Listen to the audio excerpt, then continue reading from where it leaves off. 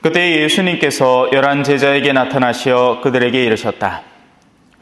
너희는 온 세상에 가서 모든 피조물에게 복음을 선포하여라. 믿고 세례를 받는 이는 구원을 받고 믿지 않는 자는 단죄를 받을 것이다. 믿는 이들에게는 이러한 표징들이 따를 것이다. 곧 내 이름으로 마귀들을 쫓아내고 새로운 언어들을 말하며 손으로 뱀을 집어들고 독을 마셔도 아무런 해도 입지 않으며 또 병자들에게 손을 얹으면 병이 나을 것이다. 주님의 말씀입니다.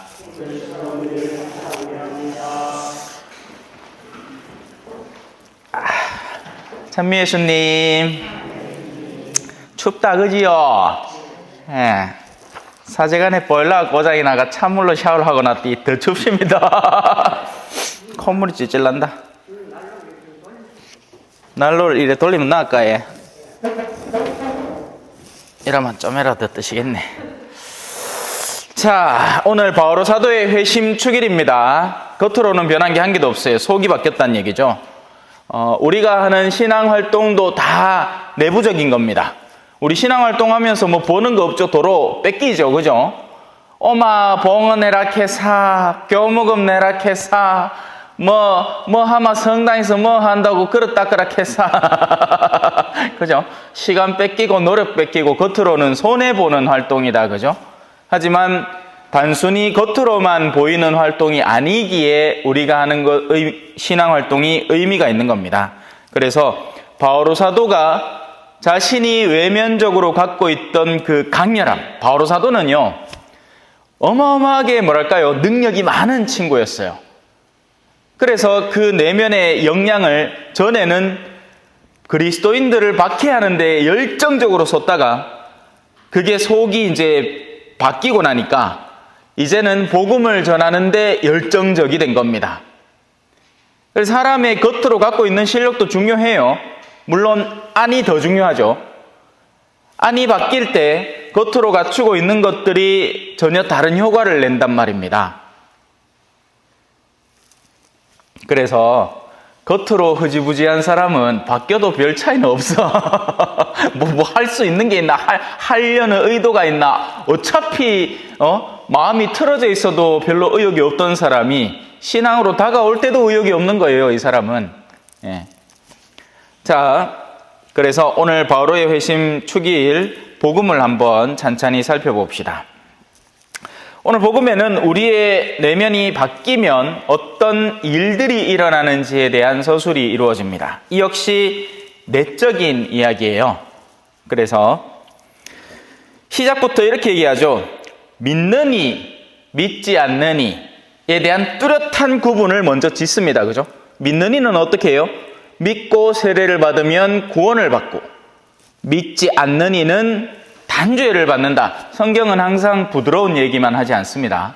성경은 그래 힘들제 힘내라 우쭈쭈만 하지 않고 똑바로 안 하나 큰일 난대 라는 경고의 말씀도 거침없이 사실은 주어집니다. 이게 교회가 이제 신자들이 자꾸 떨어져 나가니까 겁이 나갖고 더 이상 그 말을 잘 못 하는데 저는 거꾸로 생각해요. 오히려 교회가 그런 진땡의 본질을 갖고 있을 때 신앙인들이 더 다가올 수 있다고 생각을 합니다. 그저 두둔해주기만 하면 약한 신앙인이 형성이 되고 그 약한 신앙인들은 더 쉽게 교회에서 떨어져 나가 버립니다. 맞겠죠? 애들도 키울 때 그죠? 험하게 키우마 뭘 미기도 건강하게 잘 먹고 크잖아. 근데 약하게 키워놓으마 우쭈쭈 하면서 아이고 그래 요즘 아들이 그래요. 그죠? 할배가 사주고 싶은 거 다 사줘 푸는 기라. 옛날에 손주가 버글버글 할 때는 네가 손주인지 조카인지도 몰랐는데 이제는 손주 하나 둘 바위 없이 있긴 해. 너무 기회가 우쭈쭈 해주다 보니 애들의 내면이 약해져서 소위 말하는 PTSD 들어보셨습니까? 그런 정신적 질환들이 더 우세하게 드러날 수밖에 없는 겁니다. 자, 여튼 이 뚜렷한 구분점 속에서 믿는 이들의 어떻게 구분해낼 수 있는가? 믿는 이들은 도대체 뭘 하는 일을 믿는 이라고 하는가를 살펴봅시다. 믿는 이들에게는 이러한 표징들이 따를 것이다. 그럼 다음에 표징을 드러내고 있는 사람은 믿는 이가 되겠죠? 그러지 못하는 사람은 아직 자신의 믿음에 뭔가 많이 부족하다는 이야기가 될 것이고요. 첫째, 내 이름으로 마귀들을 쫓아냅니다. 자, 그냥 마귀를 쫓아내는 게 아니에요. 내 이름이라는 충실성 속에서 마귀를 쫓아냅니다. 이 말은 무슨 말이냐? 예수 그리스도의 이름은 우리에게 무엇을 드러내고 있느냐? 십자가를 드러냅니다. 십자가를 통해서 그 십자가를 지기 싫어하는 이들이 떨어져 나가는 상황을 얘기해요. 자, 마귀가 쫓겨나가는 겁니다. 착각하시면 안 돼요.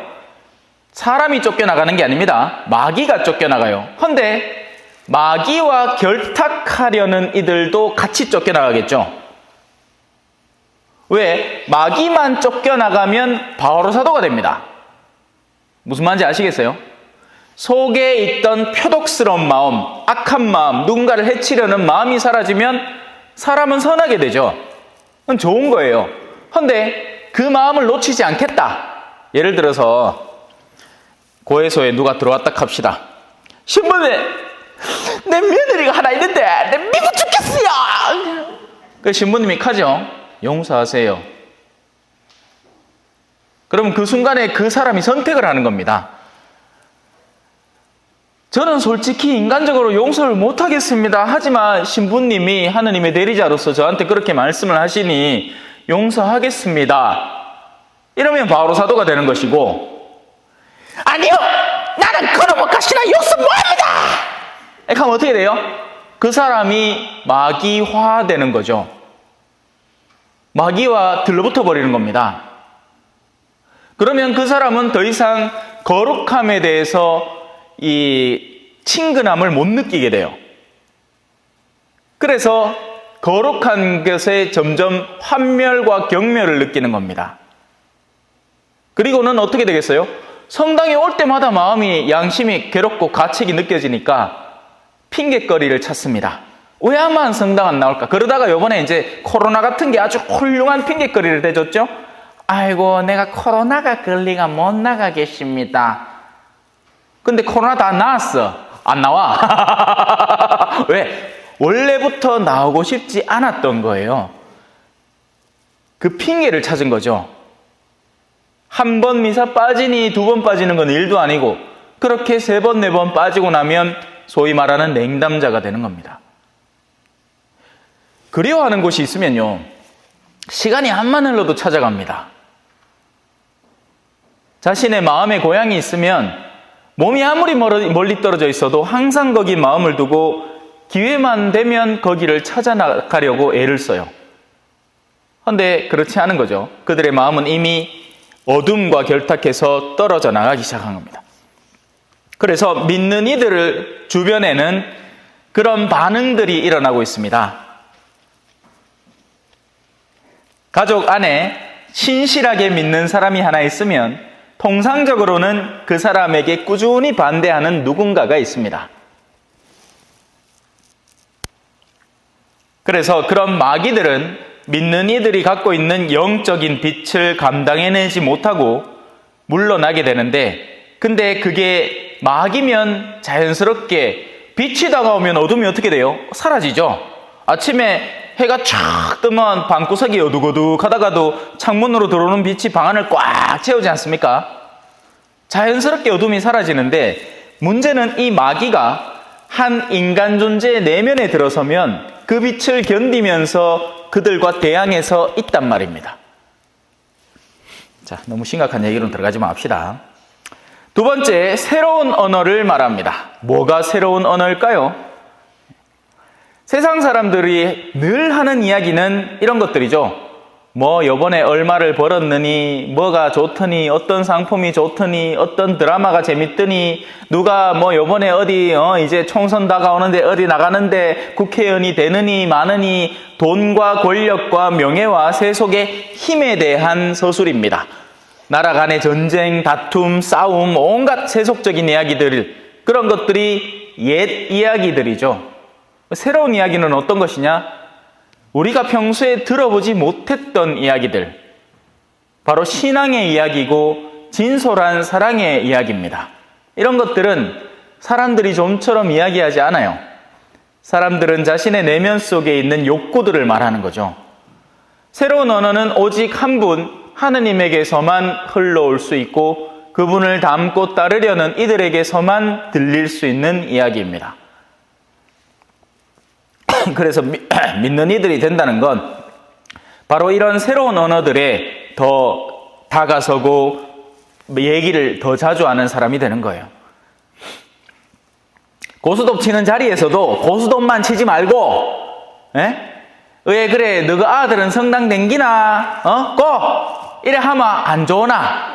근데 그래 할 여지가 없죠. 계산한다고 바쁘다 그죠? 몇 푼 안 되는 거 돌고 도는 동전 계산한다고 바쁠까이라? 그게 옛 언어고 새로운 언어는 그 와중에 그 기회를 벗삼아 누군가의 마음을 신앙으로 이끌어 드리려는 작은 노력들이 새로운 언어가 되는 겁니다. 뜨끔하죠? 자, 이제 재밌는 부분이 나옵니다. 손으로 뱀을 집어들고 독을 마신다. 이 도대체 무슨 말일까, 그죠?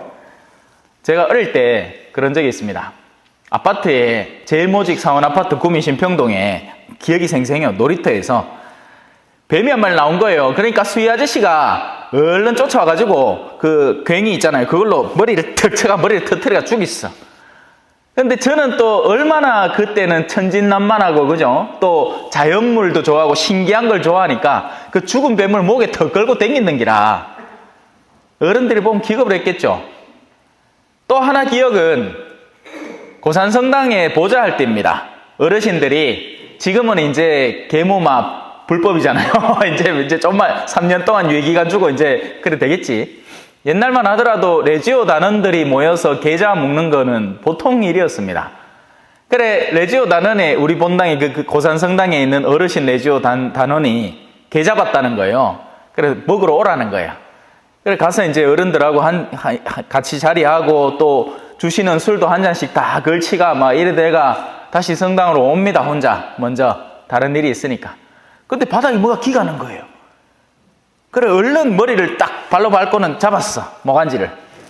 보이 쪼맨한 뱀이라 요만한 뱀이에요. 근데 그 하다가 이제 그때 당시만 해도 이제 사진기 있으니까 사진 찍고 그래 풀밭에 다시 내버리고 그 앞에 월드컵 경기장이 있었거든요. 집에 와서 검색해 보니까 그게 살모사라 카드예요. 에이. 살모사인 줄 알면 안 잡았을 거예요. 모르니까 술도 이러다 했겠다. 뭐 눈이 꾸불꾸불 기댕기는 게 신기해갖고 잡았지. 그때 갔어도 갔을 낀데 그죠? 여튼 뱀을 손으로 잡는다는 건 일생에 한 번 일어날까 말까 하는 일입니다. 그럼 성경은 이게 도대체 손으로 뱀을 왜 집어들라? 그래도 해를 입지 않는다는 얘기는 무슨 얘기를 하는 걸까? 당연히 실질적인 뱀을 잡으라는 이야기가 아니죠. 뱀이라는 것은 독을 품고 있는 이를 가지고 있고 언제든지 바닥을 기어다니며 상대를 공격하는 특징을 가진 동물입니다. 그래서 고전적으로 사탄을 뱀이라고 부르기도 하고요. 또 그런 사탄을 닮은 세속 사람들의 속성을 뱀으로 표현하는 겁니다. 뱀은 혐오감을 주고 꺼려지는 거니까. 하지만 그렇다고 해서 우리 그리스도인이 완전히 그들에게서 분리돼가지고 따로 어디 산구석에 자기들끼리만 모여가지고 살 수 있느냐? 아니라는 겁니다. 우리는 세상 안에 귀속되어서 살아가는 거예요. 세상과 더불어 살아가야 하죠. 그러나 걱정하지 말라는 겁니다.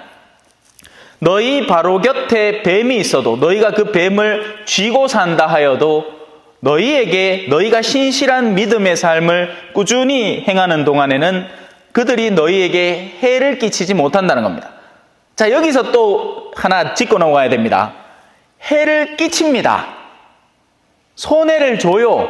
어떤 때는 신자인 아내와 비신자인 남편이 살면서 신혼 초에는 그래 자기가 하자는 대로 내 다 해줄게 해놓고는 인자 결혼을 할락하고 신앙생활을 할락하이 또 어디 나가나? 야, 오늘 같은 날쯤에는 같이 좀 놀러도 댕기고 해야지. 니는 뭐 쉬는 날만 되면 어디 간다고 난리고 박해를 슬슬 시작을 하고 그게 성질이 못 참으면 나중에 두드려 패기까지 합니다. 뭐예요? 해를 끼치죠. 하지만 우리의 외적으로 가해지는 그 모든 손해들은 절대로 영혼을 해치지는 못합니다. 오히려 영혼을 더 강하게 만들죠. 밖으로 다가오는 시련들은 우리의 내면의 영혼을 더 단단하게 만듭니다. 아무리 사람들이 우리를 공격하고 우리를 폄하하고 우리의 명예를 실추시키려고 애를 쓴다 하더라도 우리의 고유한 영혼은 절대로 손상을 입지 않는다는 얘기예요. 심지어 독은 뭐겠습니까? 뱀 속에 담긴 그 나쁜 사람들의 내면 속에 담긴 그 이빨 속에 담긴 독은 뭐겠어요? 그들의 증오입니다. 증오는 독이에요. 증오는 자기 자신도 해치고 남에게 주입됐을 때 남도 해치는 독입니다. 원한, 증오, 분노 이런 여러 가지 것들이 독이 되는 거죠. 하지만 그런 독을 심지어 마신다 하더라도 나한테 주입이 될 거 아니에요. 예. 그러나 내 영혼은 아무런 해도 입지 않으리라. 자, 마지막 하나입니다. 병자들에게 손을 얹으면 병이 낫는다고 합니다. 자, 이도 역시 마찬가지로 내면의 이야기죠. 제가 시작부터 계속 얘기하지 않습니까? 바오로 사도의 회심은 내적인 문제라고. 그리고 오늘 복음도 모두 내적인 영역을 다루고 있습니다. 병자는 누구냐? 아픈 사람들이죠. 이건 뭐 바보 아니면 다 아는 긴데. 근데 아픔에도 종류가 있습니다. 몸이 아플 수 있어요. 몸은 누구나 아픕니다. 사실은 늙으면 다 아프잖아, 그죠? 아까도 우리 공소회장님이 이제 읽고 내려가는데 아이고 저 계단에서 자빠지시나 않으실까 걱정이 될 정도입니다. 예. 나이가 들면 관절이 제대로 작동을 안 하고 근력이 떨어지기 때문에 끼끄덕 한다 카이. 그 하다가 어르신들 한번 틱 넘어져갖고 엉덩이 뼈라도 하나 틱 부사놓으면 그때부터 이제 늘 짜는 거죠. 조심조심 걸어야 돼요. 예. 안 넘어지도록. 몸이 아픈 건 아무 상관없습니다. 몸은 언젠가는 아프게 돼요. 나이가 들어도 아프게 되고 병이 걸려도 아프게 되고 젊어서 교통사고를 나도 아프게 되고 아픈 건 실제 아픈 여기서 말하는 병자들은 영혼의 병자들이죠.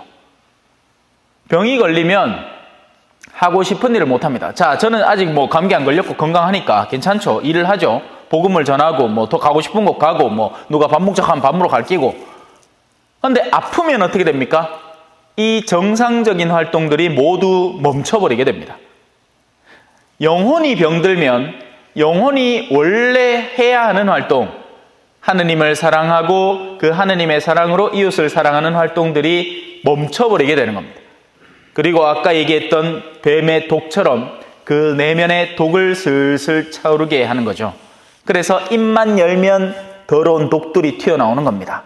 누군가를 향한 험담, 빈정대기, 분노, 원한, 그들이 다 병자들이에요. 병이 생기면, 피부에 병이 생기면 고름이 생기잖아요. 그죠? 제 어린 시절 기억이 생생히 납니다.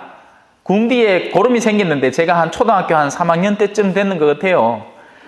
엄마가 그걸 짠다고 앉혀놓고는 궁디를 막 짜대는데 얼마나 아프던동. 아프면 그 아픔의 결과물들이 우리 안에 누적됩니다. 그래서 영혼에게 손을 얹으면 그 영혼의 병이 낫는 거죠. 신앙이라는 손, 축복의 안수, 거룩한 성령의 손이 그에게 얹어지면 그의 병증이 낫기 시작하는 겁니다. 자, 그렇게 우리는 믿는 이들을 조금이라도 더 늘리기 위해서 온 세상에 가서 모든 피조물에게 복음을 전해야 하는 겁니다. 아멘.